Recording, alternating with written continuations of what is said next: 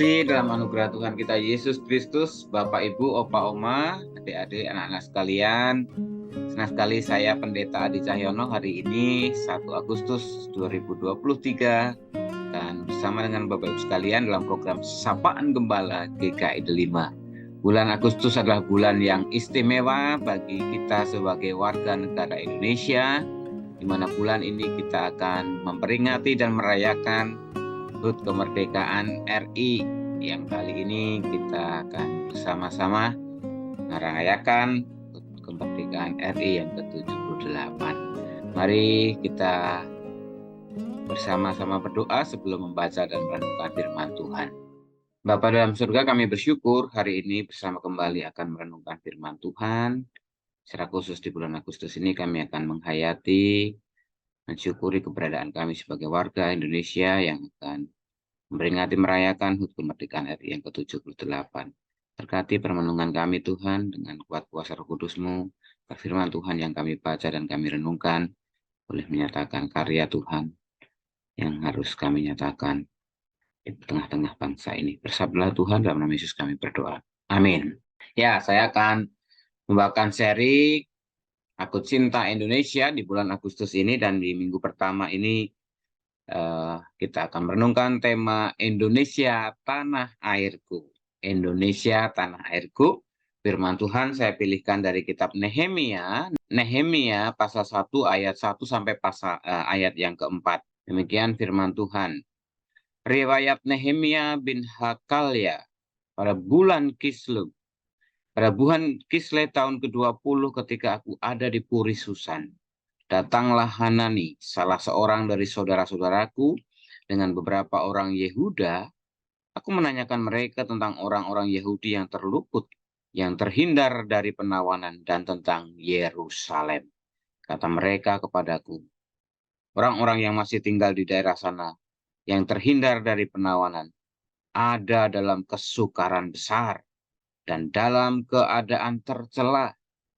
Tembok Yerusalem telah terbongkar, dan pintu-pintu gerbangnya telah terbakar. Ketika aku dengar berita ini, duduklah aku menangis dan berkabung selama beberapa hari. Aku berpuasa dan berdoa ke hadirat Allah semesta. Demikianlah pembacaan firman Tuhan kita pada kesempatan ini.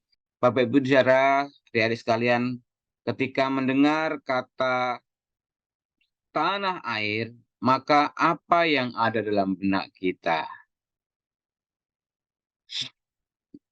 Menurut Wikipedia, tanah air adalah tempat terbentuknya identitas budaya, bangsa, dan suku bangsa. Definisi tersebut juga dapat berarti negeri tempat seseorang dilahirkan.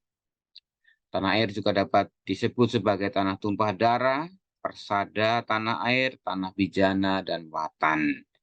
Di Indonesia, istilah tanah air digunakan untuk menyebut seluruh bumi Indonesia yang terdiri dari darat, laut, dan udara.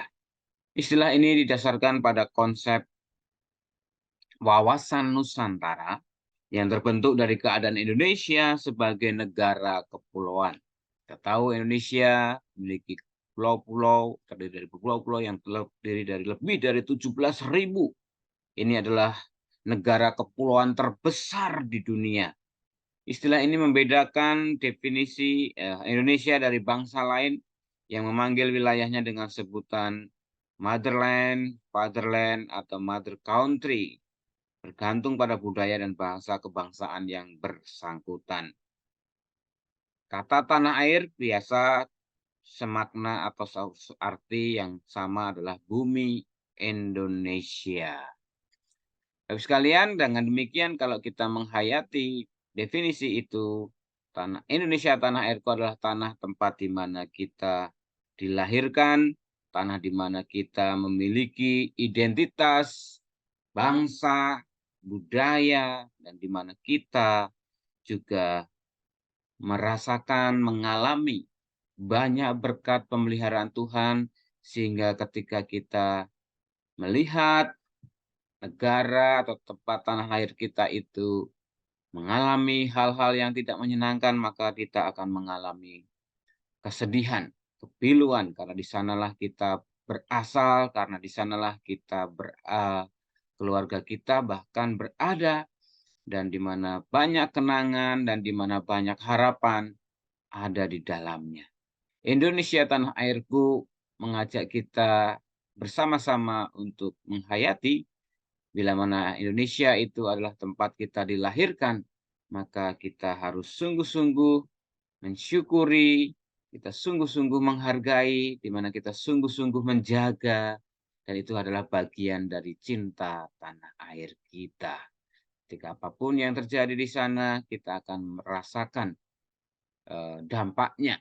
Ketika ada kesuksesan, kebahagiaan, keberhasilan di dalam negeri itu, maka kita akan ada kebahagiaan, banggaan.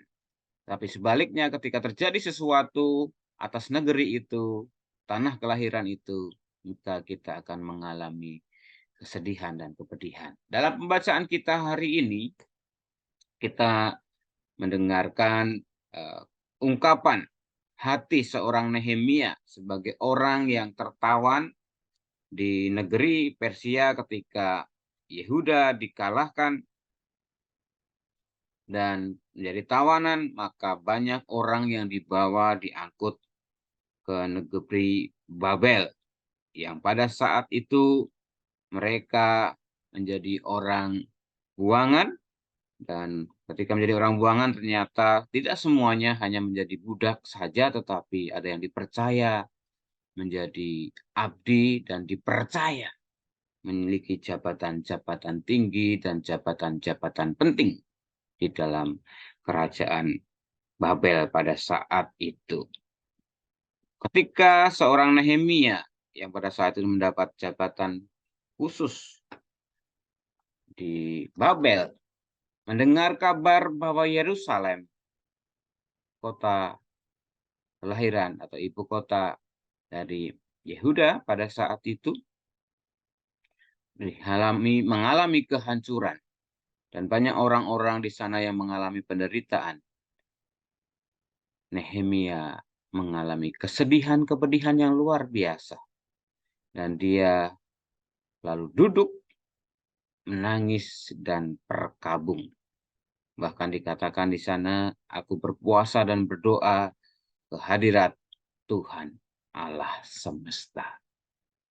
Kalau kita membayangkan apa yang dituliskan ini, kitab Nehemia merupakan kesaksian Nehemia tentang perjalanan pelayanannya ya, panggilan pelayanannya, meskipun dia ada di negeri pembuangan, tapi dia begitu sungguh-sungguh mencintai tanah airnya, dan dia peduli. Bahkan kalau kita lihat secara utuh nanti,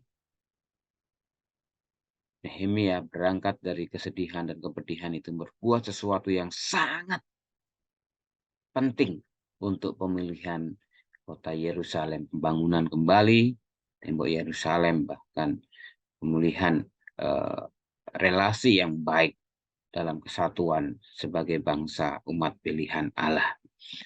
Bapak Ibu yang kasih dalam Tuhan Yesus Kristus, kita melihat bagaimana kecintaan seorang Nehemia terhadap tanah airnya membuat dia bukan hanya bersedih atau berempati terhadap apa yang terjadi, tetapi dia juga menggumulkannya di dalam doa, dan dia rindu untuk berbuat sesuatu.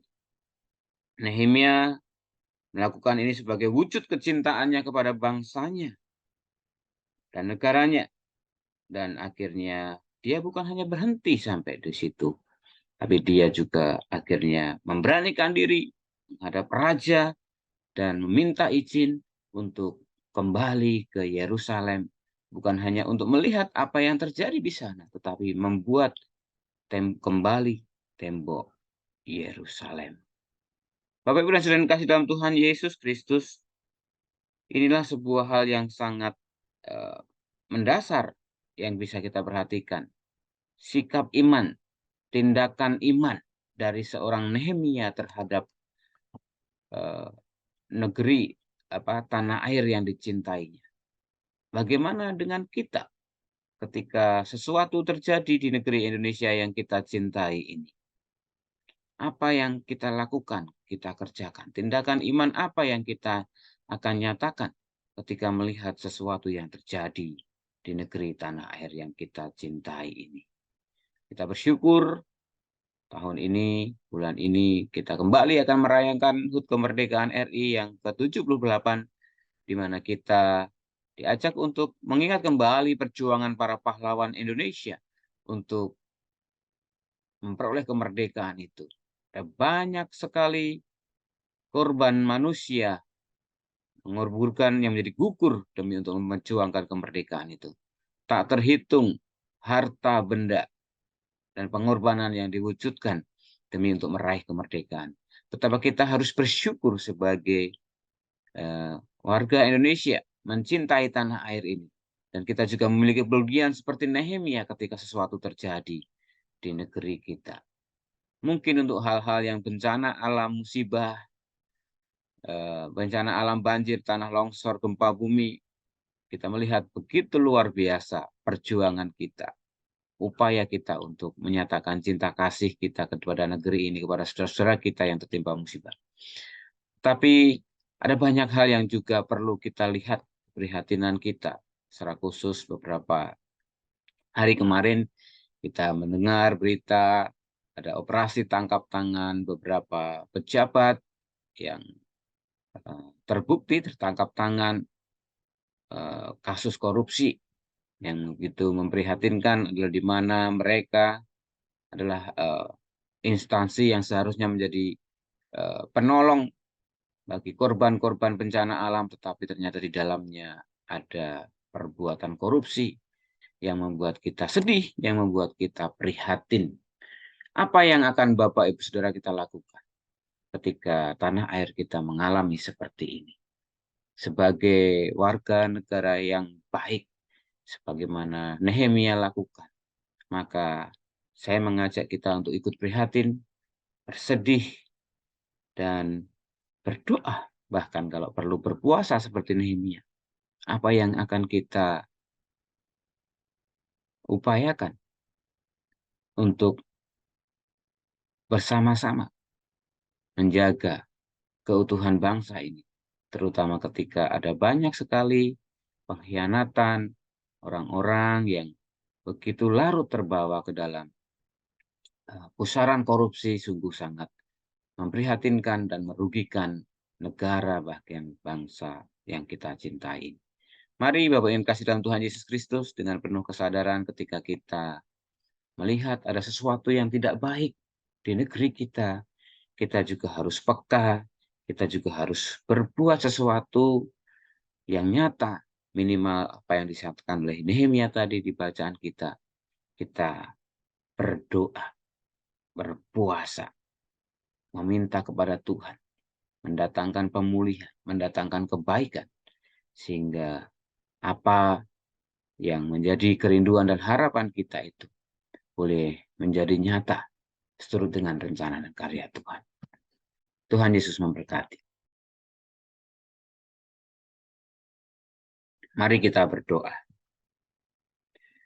Bapak dan juga kami bersyukur kalau pada hari ini kembali kami bersama-sama membaca merenungkan firman Tuhan.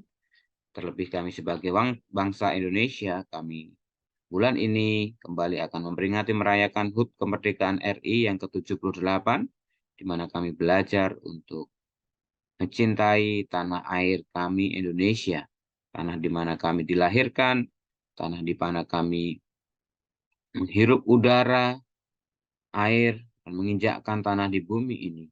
Kami bersyukur untuk itu. Kami belajar dari Nehemia yang juga memiliki semangat kebangsaan dan cinta tanah air yang luar biasa. Meskipun dia sudah menjadi seorang pejabat yang dibuang ke Babel, tinggal bersama bangsa Persia. Tetapi ketika mendengar berita bahwa tanah kelahirannya mengalami kehancuran, rakyatnya, masyarakatnya mengalami penderitaan, dia bersedih dan dia berdoa serta berpuasa bagi bangsa dan negaranya. Kami berdoa untuk saudara-saudara kami yang berulang tahun pada tanggal 1 Agustus, Ibu Ana Agustina Wijaya, Bapak Agustinus Tigor Hartono. Tuhan, kami bersyukur untuk karyamu dalam kehidupan mereka yang terus Kau berkati, agar mereka senantiasa bersyukur di hadapan Tuhan untuk segala berkat yang Kau berikan, terutama di pertambahan usia ini Tuhan, buat mereka makin bertumbuh dalam iman, dalam karakter dan tindakan mereka, untuk sungguh-sungguh mensyukuri segala berkat Tuhan, baik dalam keluarga, dalam pekerjaan ataupun studi, dalam pelayanan dan dimanapun mereka ditempatkan. Kami berdoa Tuhan untuk setiap saudara-saudara kami yang mengalami kelemahan tubuh, dalam pemulihan, dalam pengobatan, lanjut usia.